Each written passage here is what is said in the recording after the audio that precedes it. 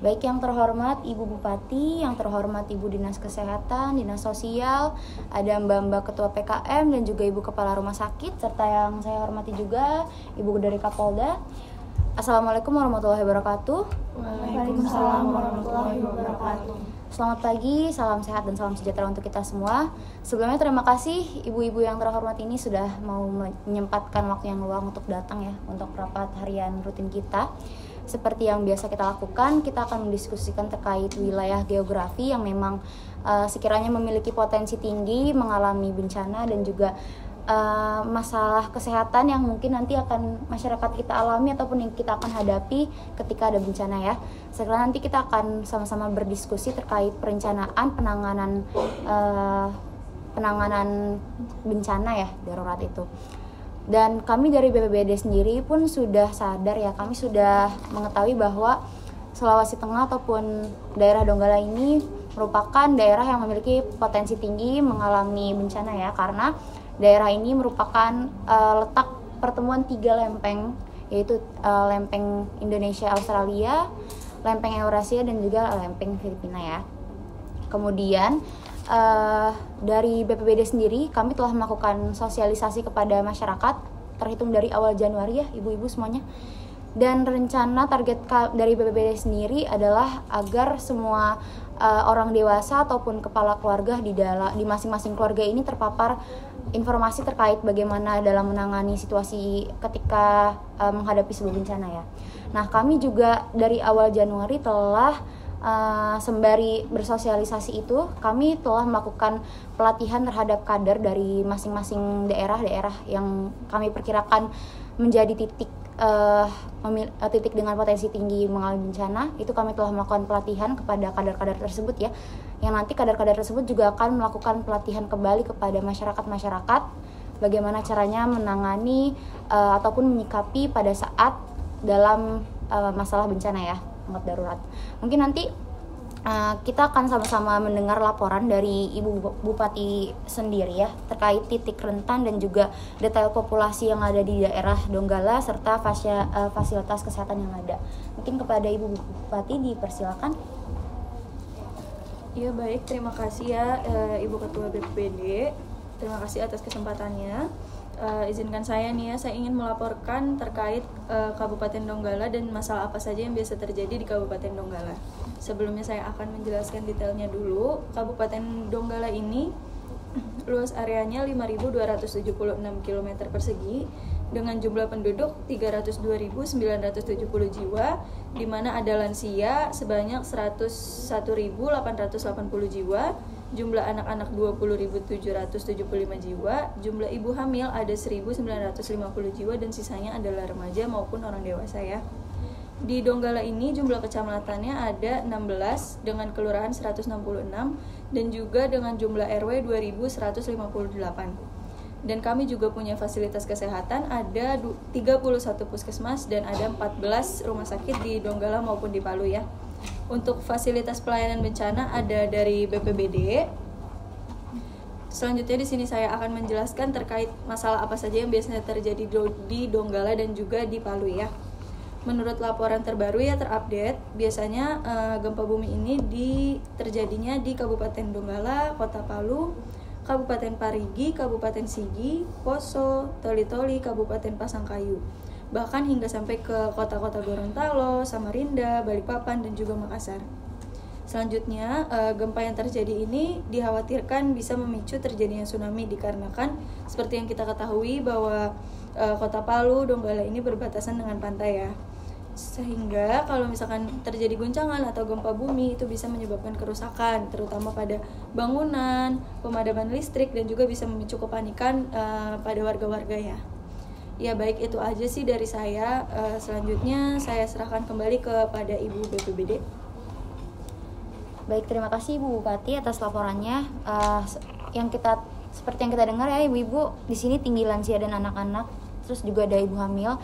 Jadi nanti diharapkan dari pihak-pihak terkait dapat menyiapkan yang sekiranya dibutuhkan ya untuk mengatasi masalah populasi tersebut.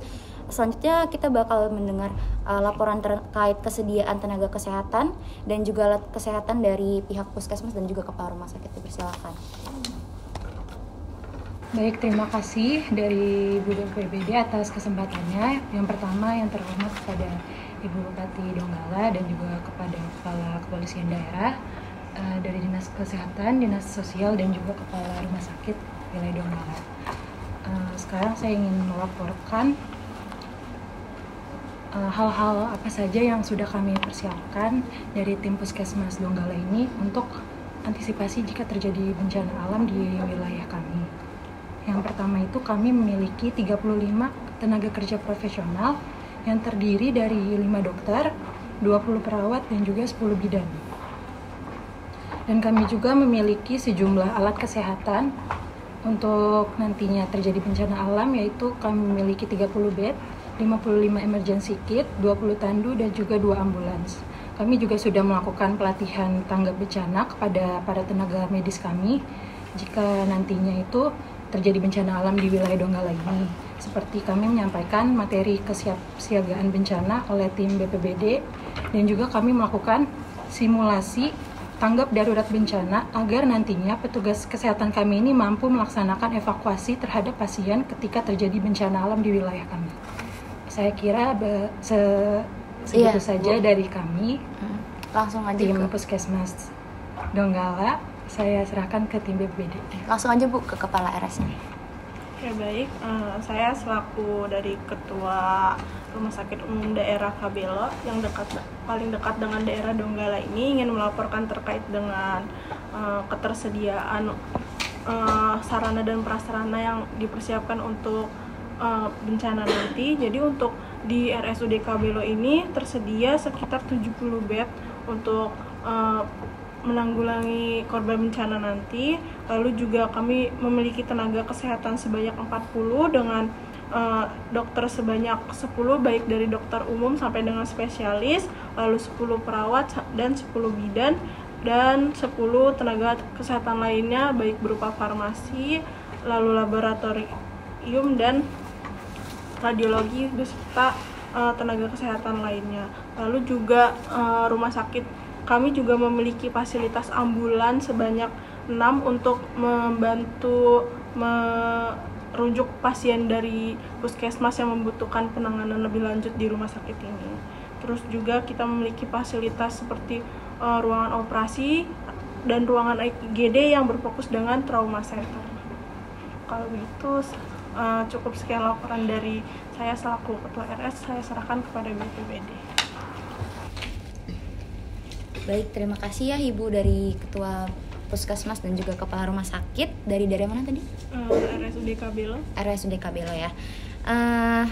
Kita selanjutnya bakal ini ya ibu-ibu semuanya, sebelum perencanaan kita juga bakal mengetahui tentang rincian tim kesehatan serta obat-obatan apa aja yang telah disiapkan dari Kepala Dinas Kesehatan itu sendiri.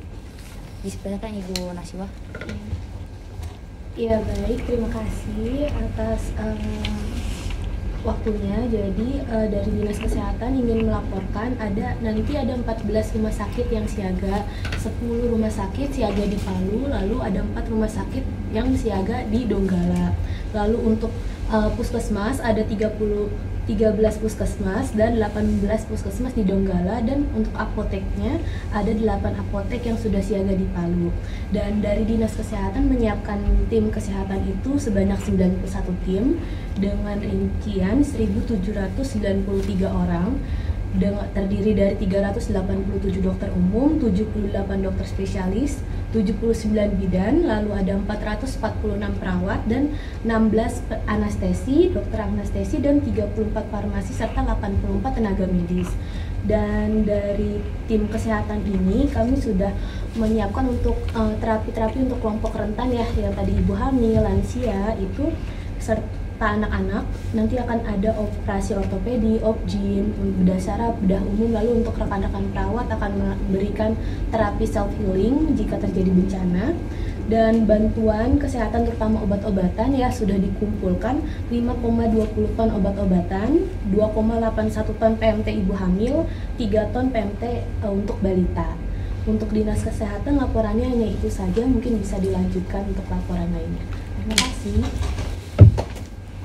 Terima kasih Ibu Naswah. Tadi sudah cukup banyak ya, cukup lengkap menurut saya sendiri sebagai BPBD, mungkin nanti dipikirkan kembali terkait fasilitas untuk mobilisasi para lansia ya, karena tadi kan dengar dari Bupati tinggi ya lansianya ya Bu ya. Mungkin selanjutnya kita bakal mengetahui ya terkait rincian anggaran logistik dan juga pangan dari Kepala Dinas Sosial kepada Ibu Putri. Dipersilakan Bu. Ya, terima kasih atas kesempatannya dari Ibu BPBD ya. Saya selaku Dinas Sosial izin melaporkan terkait hal-hal yang disiapkan jika nanti terjadi bencana ya, supaya kami bisa mempersiapkannya. Ya, terutama mengenai anggaran yang akan kami berikan untuk keperluan selama di posko sekitar 550 juta ya, dengan rincian pertama itu logistik yang berupa matras 10.000 dan juga tenda 10.000 dan selimut 10.000.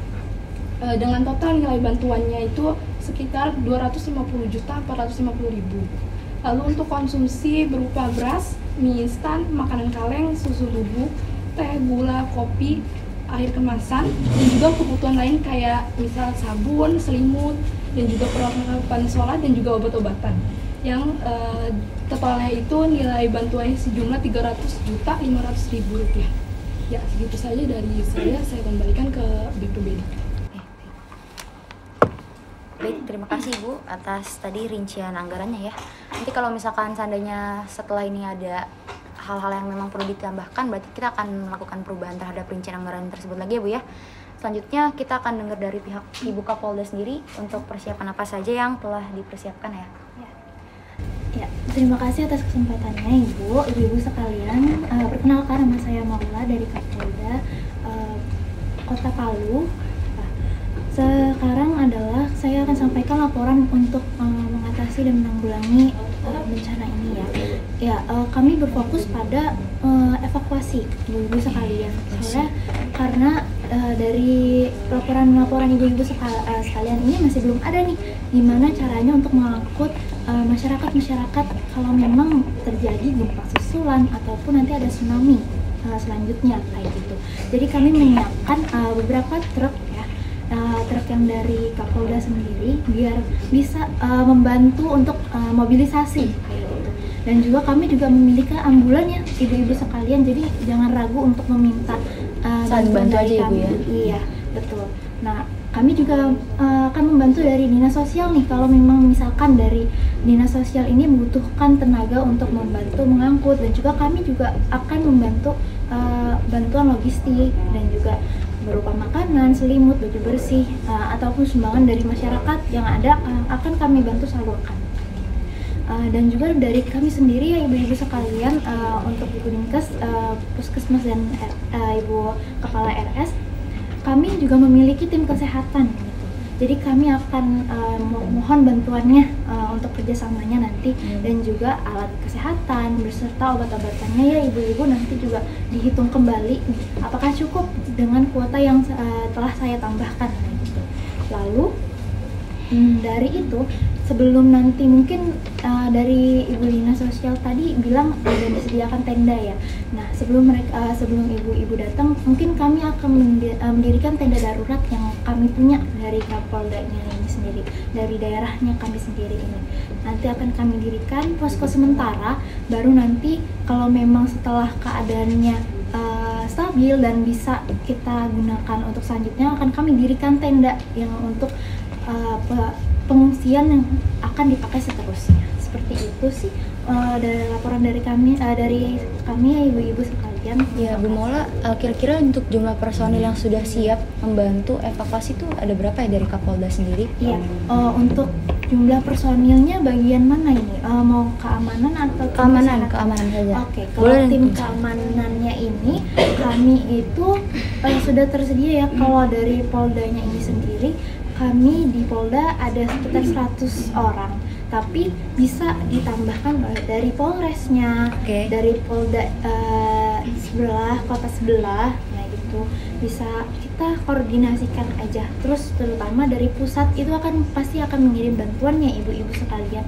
Jadi tenang aja, untuk keamanan itu bisa dijamin dengan anggota-anggota dari kiriman dari pusat ataupun dari daerah ataupun dari Polresnya juga. Terima kasih ya. Ya, mungkin itu saja Ibu.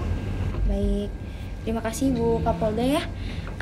Tadi kan juga ada beberapa personil dari Kapolda sendiri yang memang bertugas di kesehatan ya. Iya, Nanti mungkin betul. nanti bisa koordinasi sama teman-teman tim kesehatan yang sudah disiapkan ya. Mohon bantuannya ibu-ibu ya. Iya betul. Nanti mungkin selanjutnya kita tinggal perencanaan dan juga menentukan orang-orang yang memang bertugas sebagai koordinator ya untuk semuanya, karena kan kita tidak bisa kerja sendirian ya. Kesehatan dan juga keamanan, aparat keamanan juga harus bekerja sama ya dalam menanggulangi bencana ini. Mungkin untuk pertemuan kali ini dicukupkan, dilanjutkan untuk perencanaan. Terima kasih. Selamat pagi rekan-rekan semua. Tujuan saya mengumpulkan kalian semua di sini yaitu saya mendapatkan arahan dari Ketua BPBD untuk melaksanakan kegiatan simulasi bencana yang akan dihadiri oleh kader dan masyarakat sekitar. Tujuan dari kegiatan ini yaitu untuk mempersiapkan jika nantinya akan ada bencana alam seperti longsor, gempa bumi dan sebagainya. Untuk kegiatan ini akan dilaksanakan selama per bulan itu 1 kali, itu di Balai Kota. Jadi saya mohon untuk kerjasamanya kepada rekan-rekan semua. Baik. Ya, terima kasih.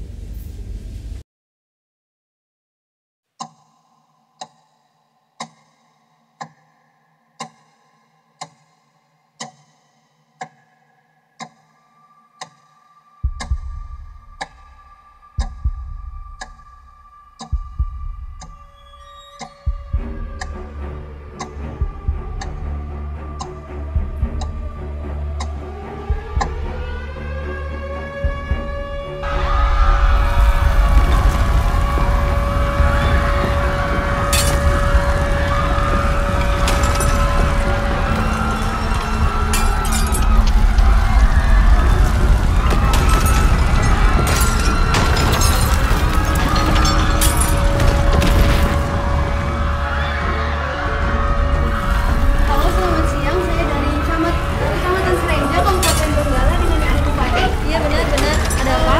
Saya izin melaporkan di sini terjadi gempa bumi susulan tsunami dan banyak juga korban-korban yang berjatuhan. Saya meminta tolong kepada teman-teman yang bersedia untuk membantu kami, apakah ada?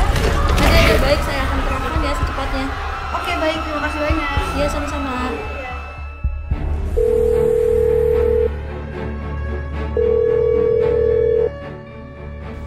Halo, selamat siang. Ya, selamat siang. Saya dari Kepala Puskesmas Donggala. Ada yang bisa saya bantu? Iya, saya Bupati dari Kabupaten Donggala ingin menyampaikan bahwa adanya gempa yang terjadi di Kecamatan Serenja dan sudah banyak korban yang berjatuhan, dan kami di sini butuh bantuan dari PKM setempat untuk menangani korban di lokasi kejadian secepatnya. Baik, terima kasih Bupati atas informasinya. Saya akan mengkoordinasikan tim puskesmas kami untuk melakukan evakuasi terhadap korban yang ada di titik bencana, dan juga saya akan menghubungi tim RHA jika nantinya ternyata kami kekurangan personil ataupun alat kesehatan yang ada. Baik, terima kasih. Ya, sama-sama. Ya, Assalamualaikum, selamat pagi Ibu dari tim RHA. Iya Ibu, selamat pagi. Ya dari tim RHA, ada yang bisa kami bantu? Jadi saya selaku Kepala Puskesmas Donggala ingin menginformasikan bahwasanya kami kekurangan tenaga medis di lapangan dan juga kekurangan alat kesehatan dalam melakukan evakuasi terhadap korban gempa bumi di Donggala, dikarenakan korban itu terus bertambah dan juga melebihi dari yang kami prediksikan. Apakah bisa dikoordinasikan? Iya Ibu, baik, akan saya koordinasikan dengan tim kami ya Bu ya. Baik, terima kasih. Iya Ibu, terima kasih banyak. Halo, assalamualaikum. Iya, waalaikumsalam. Iya Ibu, kami dari tim RHA ingin mengupdate kondisi pasca gempa Palu dan Donggala pada tanggal 29 September 2024 pukul 10 waktu Indonesia Tengah. Korban yang meninggal dunia ada 223 orang, korban luka-luka ada 1.679 orang, dan korban yang pengungsi yang sudah dipindahkan itu ada 8.731 orang. Lalu fasilitas yang rusak yaitu ada rumah 10.310 unit, fasilitas beribadah 99 unit, fasilitas kesehatan ada 13 unit, terdiri dari 3 RS dan 10 puskesmas. Lalu ada sekolah 662 unit, mohon diinformasikan kepada Kepala BPBD Donggala, kami di sini kekurangan juga petugas kesehatan untuk membantu penanggulangan bencana ya Bu. Iya baik, akan saya laporkan kepada BPBD Donggala. Terima kasih atas laporannya. Ya Ibu, sama-sama. Ya baik. Assalamualaikum. Ya, halo, assalamualaikum.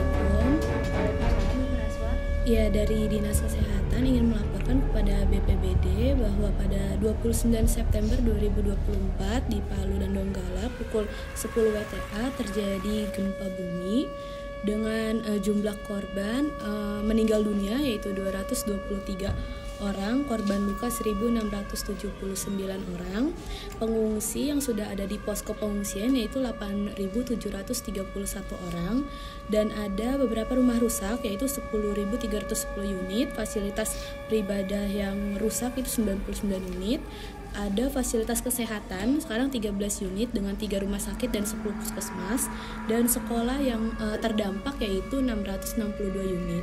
Dan saya mendapat kabar juga dari lokasi kejadian ada kurang petugas kesehatan yaitu membutuhkan 80 tim dengan obat-obatan sekitar 5 ton untuk di posko pengungsian.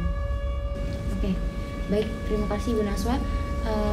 Nanti untuk untuk koordinasi lebih lanjutnya anggota kami akan menghubungi Dinkes dan juga puskesmas terkait, lalu juga akan kami koordinasi juga kepada Kapolda untuk membantu evakuasi ya Ibu Naswa, dan juga nanti akan kami instruksikan agar tim RHA agar standby terus di lokasi kejadian untuk memantau bagaimana perkembangan, karena ditakutkan akan adanya masalah kesehatan yang muncul setelah dampak dari bencana itu sendiri.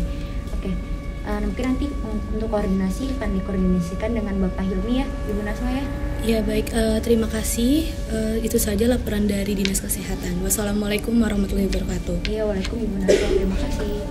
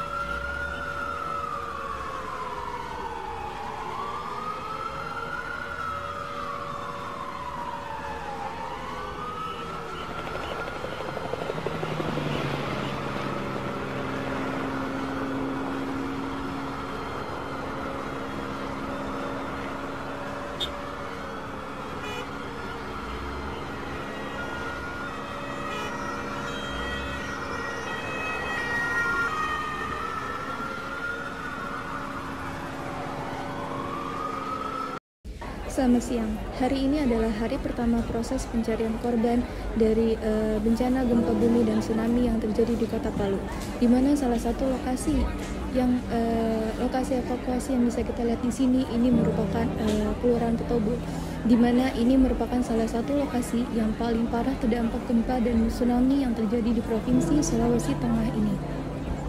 Di mana di Kelurahan Petobo ini juga terjadi likuifaksi, di mana terjadi pencairan tanah yang tadinya tanah keras, kemudian kita lihat di sini tanah mulai menjadi cair, sehingga rumah yang ada di atasnya kemudian menjadi ikut terbawa oleh tanah tersebut.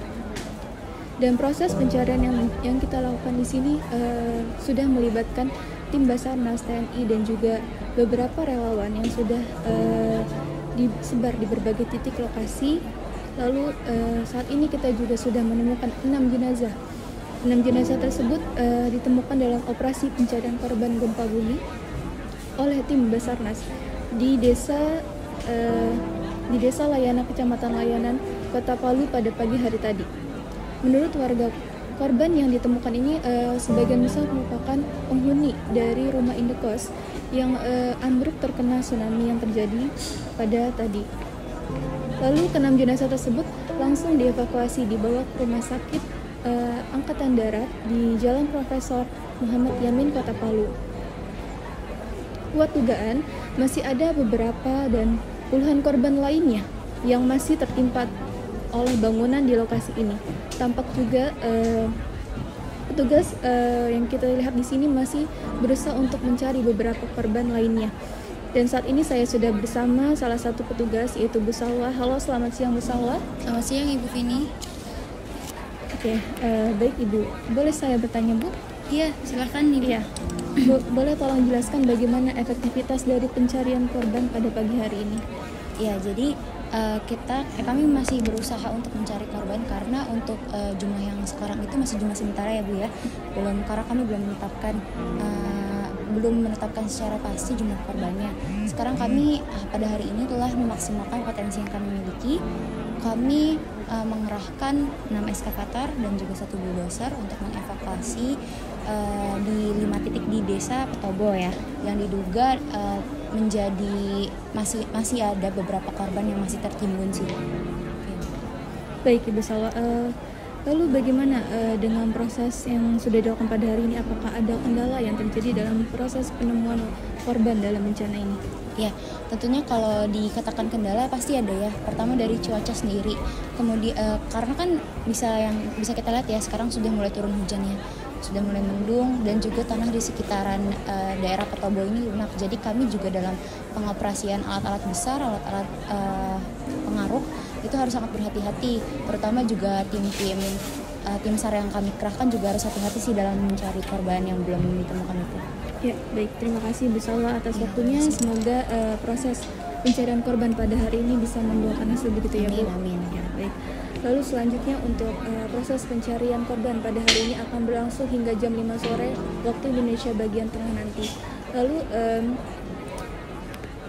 sementara memang masa tanggap darurat ini akan terus berlangsung sampai dan berakhir pada akhir bulan Oktober nanti, karena memang untuk masyarakat atau khususnya pengungsi di wilayah ini masih memerlukan banyak bantuan, terutama untuk logistik.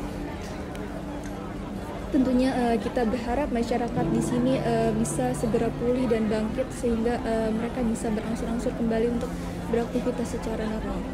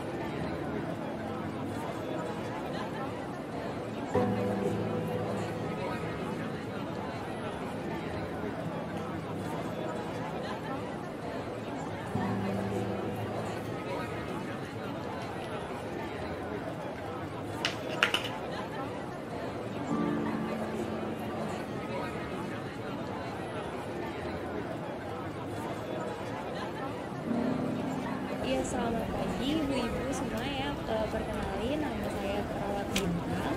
Saya perawat Aini ya ibu-ibu. Nah, di sini kita akan mengajarkan nih untuk terapi oksitosin supaya ASI ibu-ibu ini lancar kan, karena habis terkena musibah ya, tapi ASInya tidak lancar. Jadi gunanya pijat oksitosin ini untuk memperlancar ASI yang dilakukan dengan cara memijat di daerah punggung dari atas ke bawah ya ibu.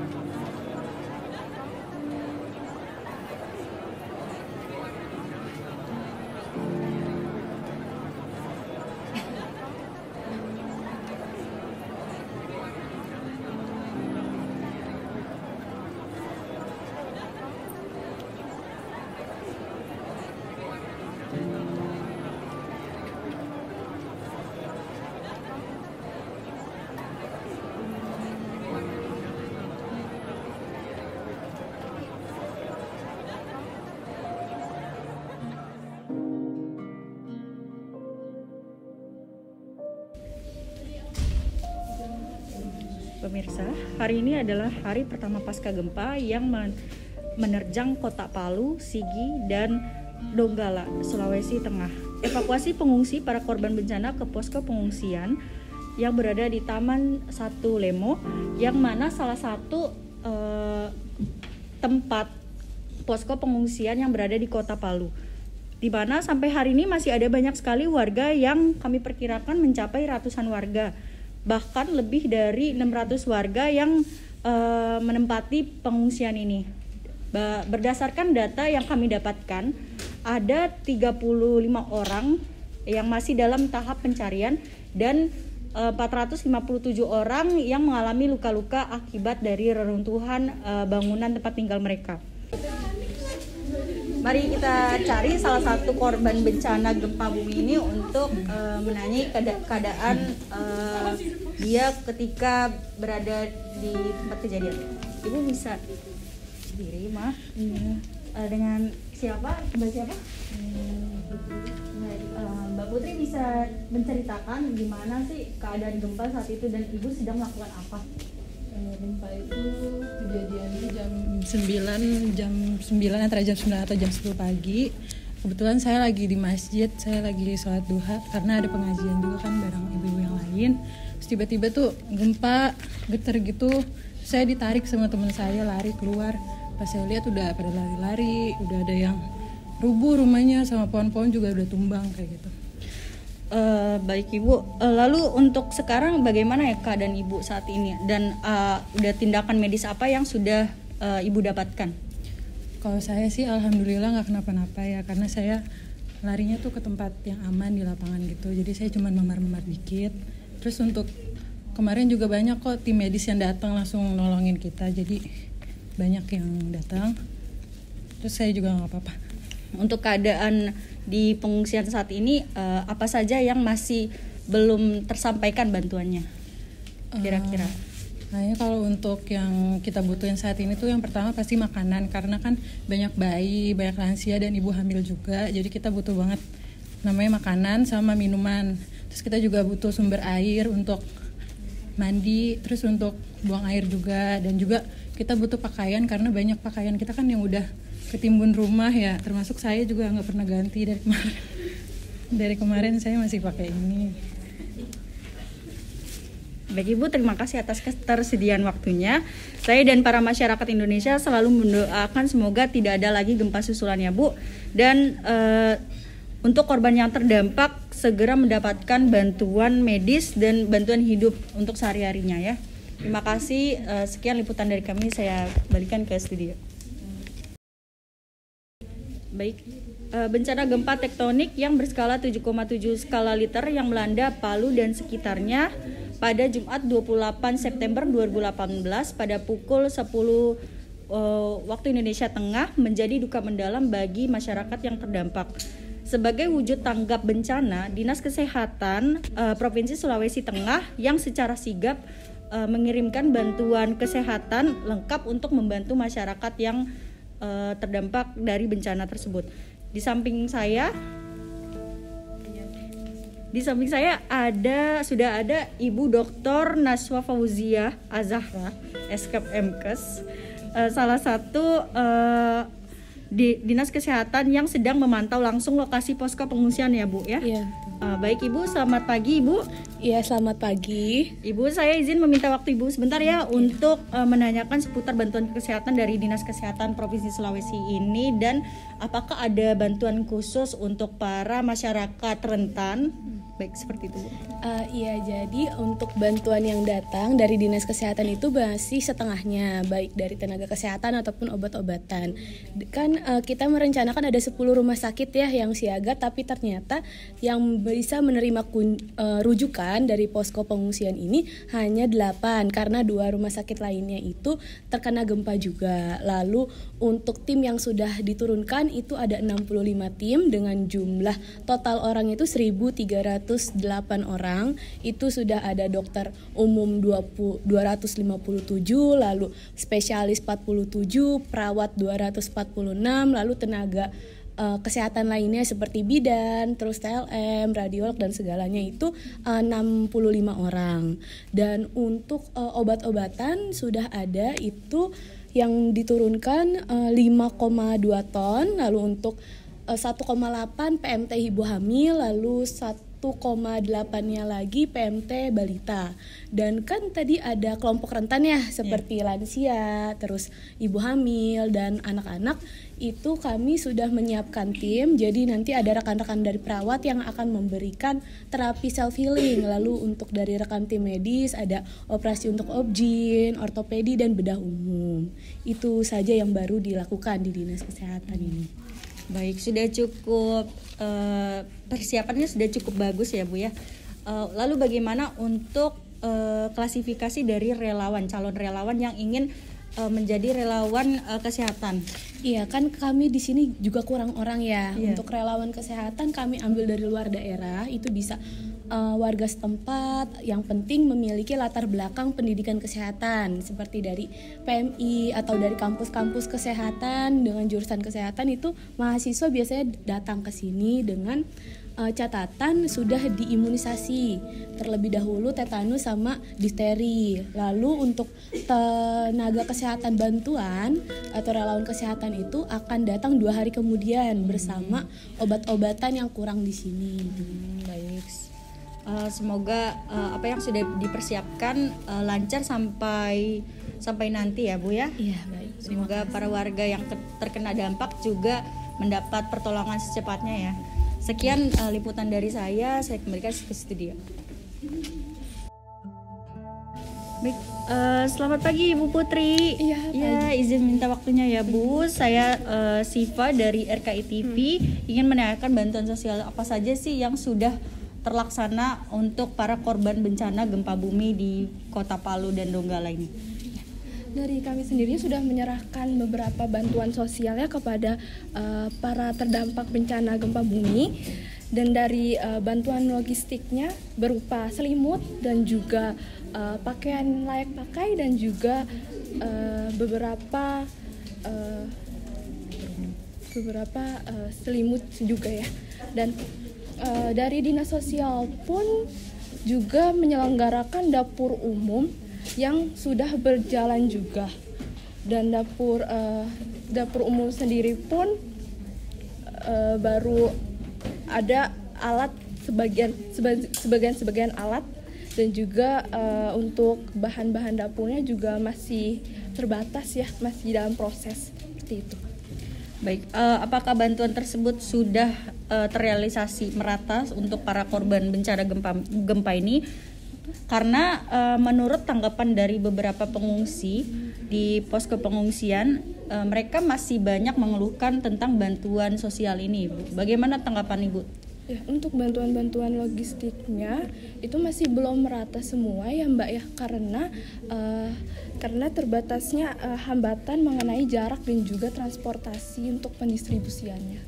Untuk kira-kira estimasi waktu penyampaian sampai ke para korban bencana itu kira-kira kapan ya Bu? Untuk dari tim kami sudah ada beberapa yang turun ya ke daerah pelosok, tapi sebagian masih belum karena bantuannya belum begitu banyak. Kemungkinan baru besok pagi akan diberangkatkan dan juga para korban bisa mendapatkan bantuan secepatnya. Seperti itu ya Bu. Baik, terima kasih atas waktunya ya Bu. Saya kembalikan ke studio. Ibu sekalian, ini ada bantuan tambahan dari Polda Sultan ya. Ini saya kasih, boleh saja ya.